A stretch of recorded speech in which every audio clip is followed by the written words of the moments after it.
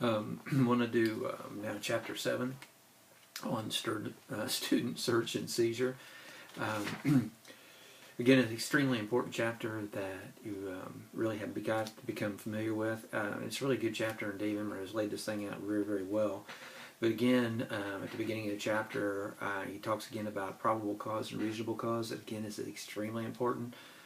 Just a reminder again that reasonable cause is the level of scrutiny that you have to be under as a school administrator, which is a much lower level than a law enforcement officer. A law enforcement officer must have probable cause.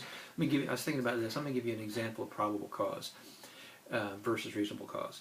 Reasonable cause would be you'd see a child that you know who you have suspected for a while. As a matter of fact, there's a case in the book about a child that teachers had seen going in and out of the bathroom and that sort of thing, and students had reported that they thought the child was using drugs or selling drugs or whatever.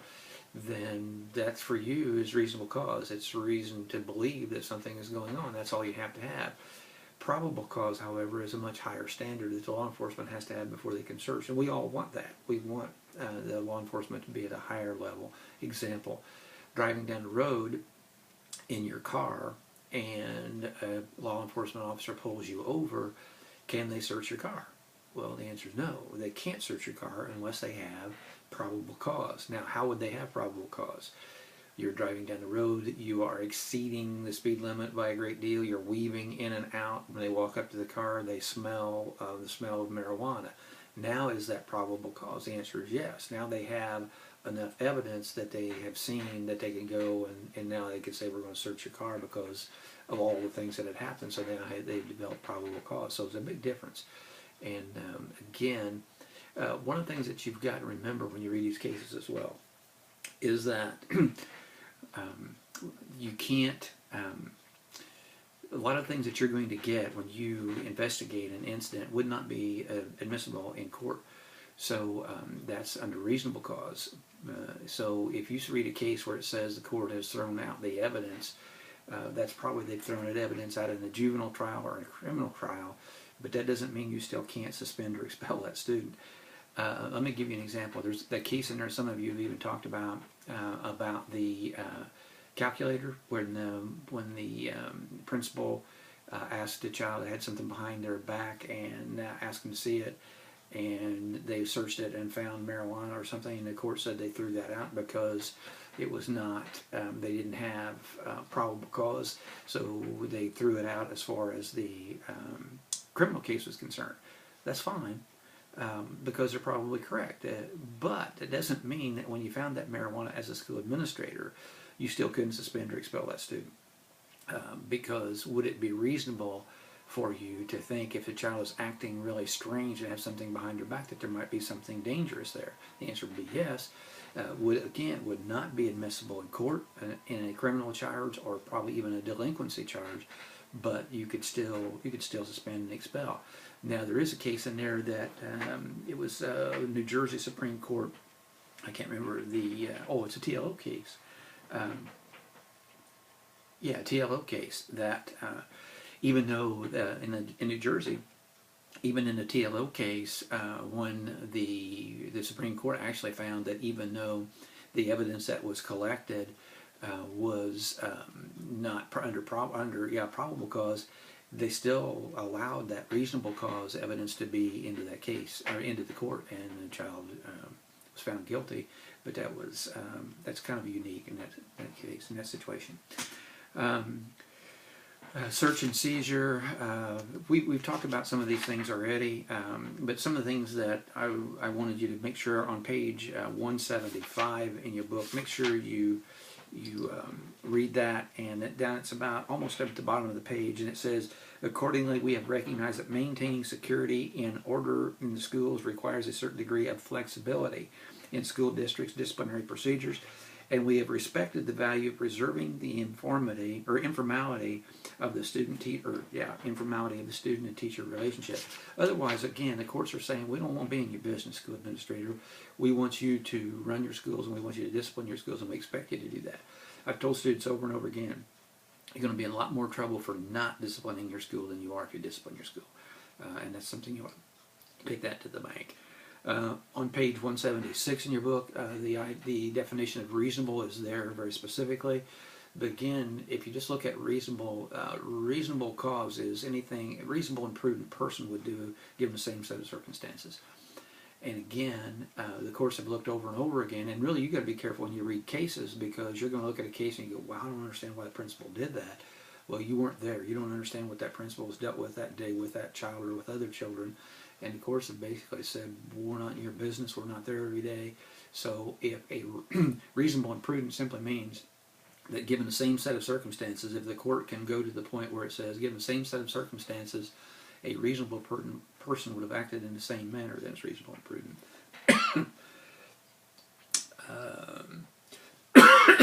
Excuse me. Again, the TLO case is an important case, and you'd want to add that to your list of cases that you need to remember for your test. Something that you need to. That's a landmark case. Oh, the other case that was in there that was kind of odd that you might want to look at, and that was whether something is it reasonable to. There was a case in there about, was it reasonable to search for drugs on a student who had been in a fight, and the court said no, that it wasn't reasonable because there was no connection between. They couldn't prove a connection between the fight and possible drugs. Now, if you could. Then you could have gone ahead and done that search if you could have had some reasonables. But just because a guy is a man or a girl or a boy are going to fight doesn't that necessarily mean they have drugs on them. So that possibly could have been out of bounds of reasonableness.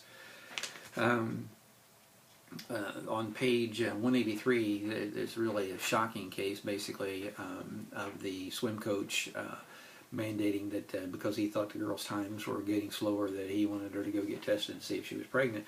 That is invasive, of course, and unreasonable, because it really that's just totally wrong. Again, you got to keep in mind the reasonable and prudent aspect or tenet of law. If you do that, you're going to be fine. Suspicionless searches, again, we talked about that a little bit before in the chat room as well. Understand in Indiana, in the 7th District, or Circuit Court rather, which we are a member of, you can do suspicionless searches and you can do dog searches. That's not necessarily true in all. It's not true in all circuits, but it is in Indiana. The other thing about suspicionless searches that was talked about in this chapter a bit was locker searches. Remember, the best way to describe it is this. There are some, in the courts, and it's in this chapter, you can read it too, it talks about it a little bit. Staff and students both have a reasonable expectation of some privacy when they walk through that door. Now, understand that you do, schools are not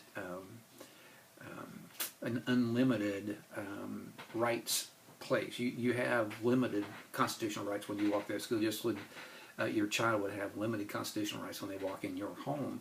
However, there is some expectation of privacy. Example, a child has, let's take a girl. A girl has some reasonable expectations of privacy for her purse.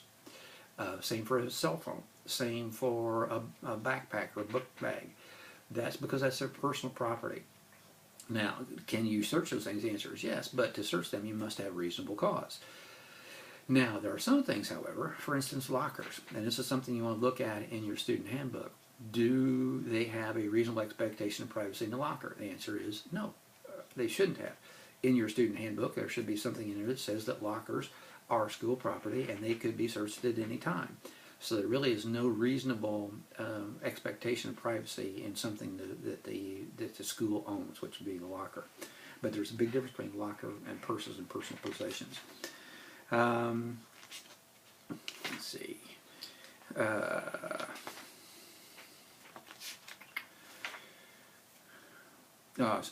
Strip searches. Can strip searches be legal? The answer is yes, they could be. I just want to give you another outlinism, if I may, and that's don't do it.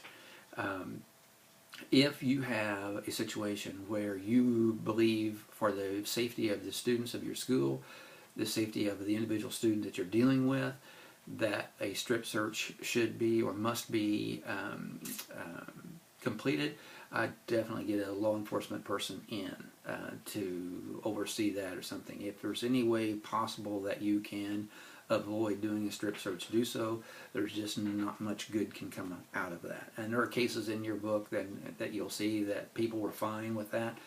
And if you have to do it, and you have to do it because you believe there's definite safety issue, for instance, if you believe some kid is packing a gun or a knife and expecting to hurt somebody, and you've got to do some sort of a strip search to keep the safety, again, I would try to keep that kid monitored and make sure they're monitored without, being left alone at all, and get police officers in. But if you feel you have to do it, make sure you document carefully why you had to do it and what the safety issues were. In loco parentis, again, that's a Latin term for in place of parent, and that's a very strong tenet of law that is in case law over and over again. And again, it's reasonable and prudent. You should treat those kids when they walk in your building as if they're your own children. How would you handle that child if it was yours in a situation? And if you do that, you're going to be fine. Police involvement in searches. This is extremely important. It's because many of you, I'm sure, now have security officers or resource officers in your building. The book is very clear, the case law is very clear, that a police officer doesn't quit being a police officer when they become your security officer. They're still a police officer. So when a police officer searches, what does the law say they must have? Probable cause. That doesn't go away just because that police officer is in the confines of your school. You still have to have only reasonable cause, but they still have to have probable cause before they do a search. Now, that doesn't mean they can't come in and sit in with you when you do a search. That's fine. But understand, if they do, that what they find would not be allowed in a criminal case. You could still suspend and expel from a school corporation standpoint, but what that officer finds in that, it wouldn't be allowed in a criminal case. You got to be really careful when you read that, because some of you will be reading a case and you go, "Wow, they must have thrown it out because the principal did something wrong." No, it's because it needed probable cause versus reasonable cause, and that's the reason it wasn't allowed into the court case. There's some things in there on page 204 about consent to search. Information tips. This is a tenet of law I want you to be really aware of, and that is reason to believe. And I believe that's on, I know it is, it's on your glossary of terms. But the tenet of law is this, and of course, and the law is very clear about this. If a student or a teacher or staff member comes and gives you information, then the courts say, and the tenet of law says, you must believe, unless you have a reason not to believe. Now, let me give you an example. You know Al Long, and he is a student in your school, and he's just been in all kinds of trouble. He's lied, he's cheated, he's done all kinds of things. And he comes to you and says, "Hey, did you know Fred Swartz has a gun in his locker, and you need to go do something to him?" Well, if you know Fred, you probably, if he says gun, you'd probably want to investigate it, period. But you really don't have to believe Al Long if you have a reason not to believe him. However, if Joe Jones comes up to you, and Joe Jones has been a reputable student, you have no reason to believe that he's telling you something that would not be true, then the law says you've got to take action on what that person tells you. That's called reason to believe. I guess in any instance, you're probably better to react and investigate than you are not to. But again, that's the concept of reason to believe. Another thing that's going to come up later when we talk about tort law, but yeah, I'll skip that right now. Any other questions on Chapter 7, then you can let me know. One other thing, that on, I don't know what page it is now, but a furtive gesture can't be used in court, but you could still expel on that. And again, this goes back to that same thing I was telling you about, that even though something that is found in a search that couldn't be held acceptable in court, you could still act upon that. All right, that's Chapter 7. Thanks.